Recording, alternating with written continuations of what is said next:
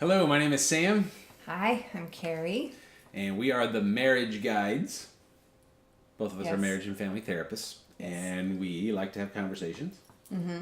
We typically do. Yep. And a lot of those conversations, we talk a lot about the work we do. And so we just wanted to kind of share some of those nuggets, Right. things we've learned. Yes. So that's what's going on. Yes. We used to always say, well, when you're training and to become a marriage and family therapist, you have to have so many hours that are practicing, and so you have a supervisor. And so we would tell our clients, two heads are better than one. So it's a good thing that we have supervision. Once you become licensed, you don't necessarily have to have that, but that's kind of one of the fun things with us is that we can hash out and things like that. So we often do. That's right. That is right.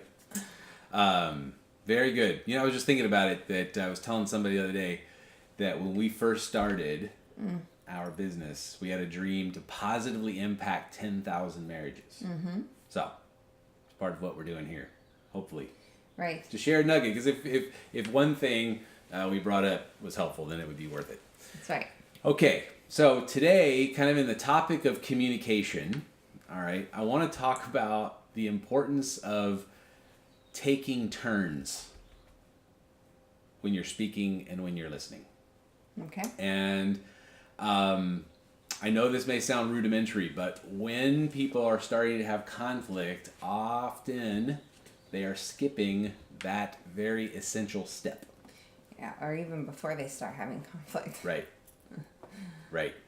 So, one of the analogies that I had here recently that comes to me, I have these things that just pop in my head in the middle of where I just see a picture.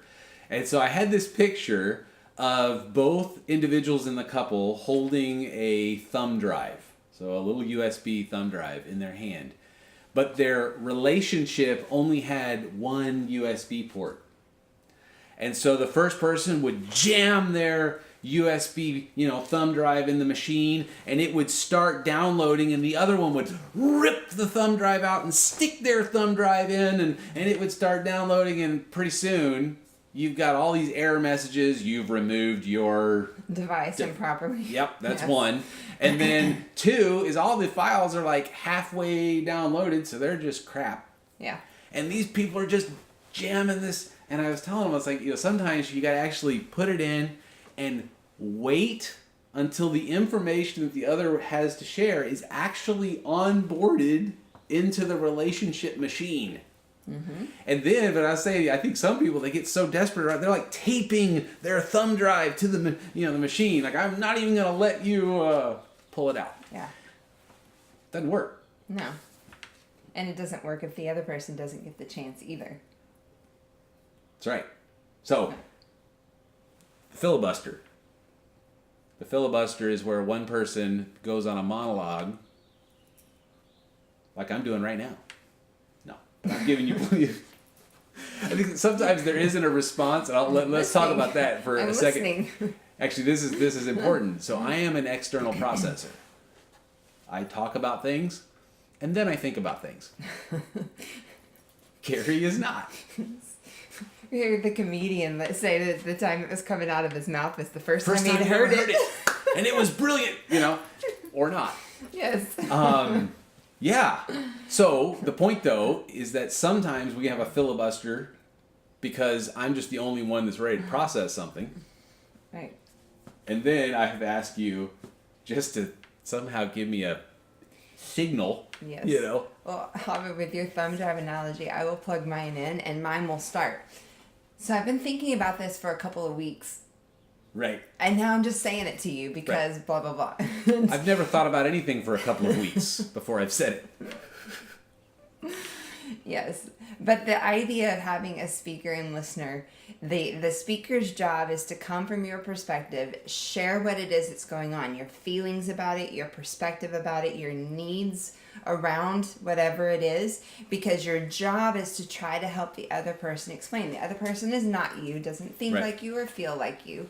And so your job is to try to do that. But if you're attacking in your language or you're criticizing or any of those, then the other person will not hear you. So the speaker's job is to, clearly identify what's going on and be able to articulate it without attacking the other person. It's very important. And the also, second part, speaker's job here is not to convince you. No. I don't need to be right. the lawyer giving convincing argument or closing arguments on anything every time I talk. The idea of the speaker's job is to help you understand. Yeah. We're in this together. Right. I'm sensing, feeling, whatever, thinking.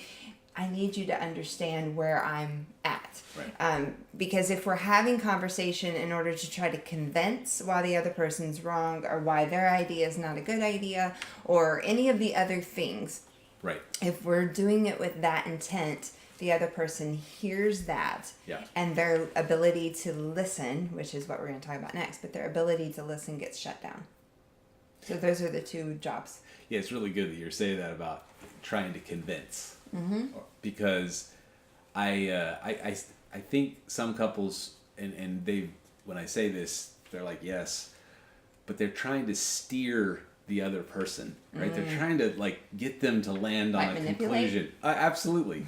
I don't think, I think it's much softer than like overt manipulation. Like I'm going to purposely give you altered information to get I don't think couples are necessarily like that devious many times, but just the subtle like internal, I just wish I could get them to see my side. So you say something, right? Right.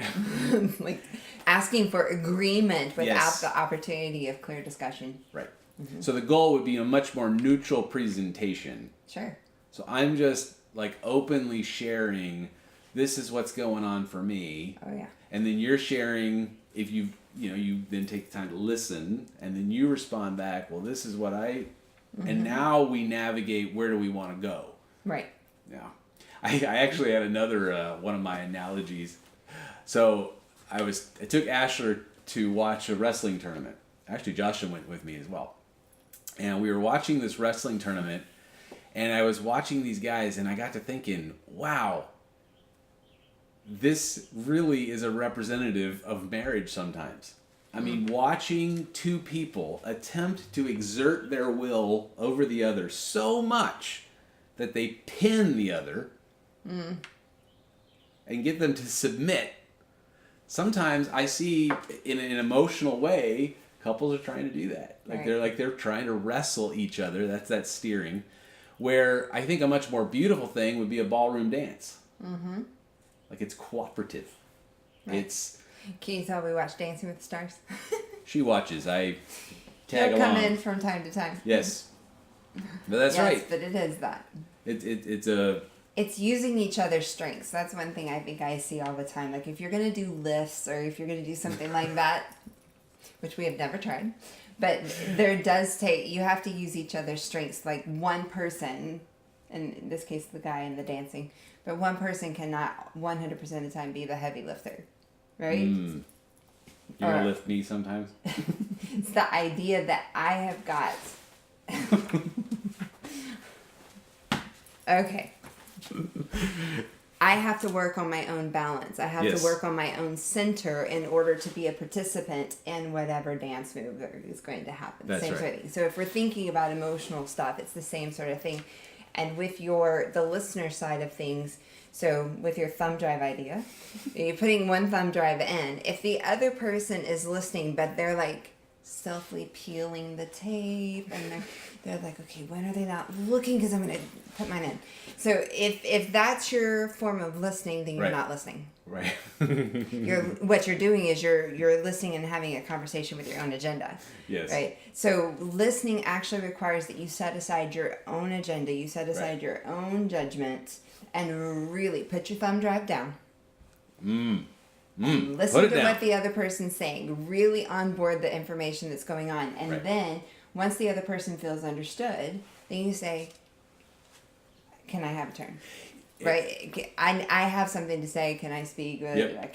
Can I share my side? And before that, something that I think is so essential is to simply, and there's two schools of thought. One is the summary, the listener, okay, summarizes before they jam their thumb drive in. They verify the download, so to speak. This is what I was getting. Mm-hmm. This is what I was picking up. So there's two schools of thought. One is summarizing, okay, in your own words what you heard. Mm-hmm. Okay. That's one. The other, so I'm going to weigh in here for a second. The other is to literally repeat back almost as much word for word as you can. So I think there's pros and cons to both. Right. And you're going to have to figure out what works in your marriage. Right, because I've heard people was like, you didn't hear me, you just repeated back what I said to you.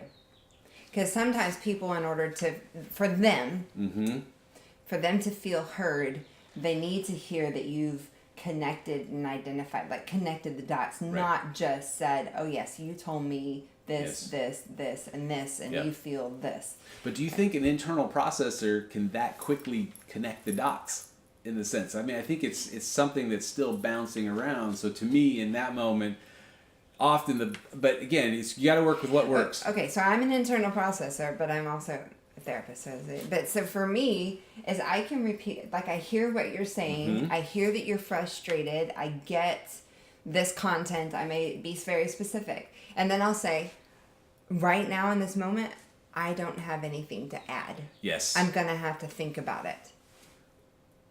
But that really helps me to know, okay, again, there was a repeating of the information. I know she's downloaded, and now there may not be anything speaking back at this moment, but you've onboarded it. Yeah. So, in the moment, may or may not be able to process. I don't know. And something else we say, we've said this before, but if you're thinking about your response, you're preparing the information on your thumb drive for your opportunity while the other is talking, you're really not listening as well as you maybe think you are. Right. And so to make sure you're slowing down and then... And hearing it. Really on board. We can use the word onboarding. How many problems do you think would be solved in a relationship if people just were heard? I think it would be a lot. I think it would be a lot too. I think it would be a lot. Sometimes the solution is not the solution. The solution is the relationship in getting to the solution. Right. I think there are a lot of factors that probably play into that, like generalization here. But there are many people who are fixers, and so as they're hearing and taking in information, they're already thinking about how to solve it. And the other person talking just needed to get it off their chest, or just needed to have an emotional connection that they're seen, and whatever it is their experience is validated by the other person. Doesn't need to be fixed. Totally. And the other thing I again, it's just us unscripted conversations, but people will sometimes, they'll hear this whole thing out, and then they'll say, well, that's silly. Criticism. Criticize them. Oh, ouch. Silly? Like, what? No, this person actually thought this was important, and now, oh, that's silly. Yes. Or that's ridiculous. Or I don't know what you want me to do about this. Yeah. That's another one. Why are you telling me? I have no idea. I thought you were my partner. Oh man. Well, so marriage is serious business. We laugh about it a little bit. It's tough. We find ourselves in these stories, I think. Yep, we do. All right. So just, I think, articulate clearly what you want to say. And the other person taking enough time, and then of course you're flipping that back. Don't just go one way. That's right. All right. Well, thank you for joining us on another conversation about marriage. Yep. We will see you guys next time. Bye-bye. Bye.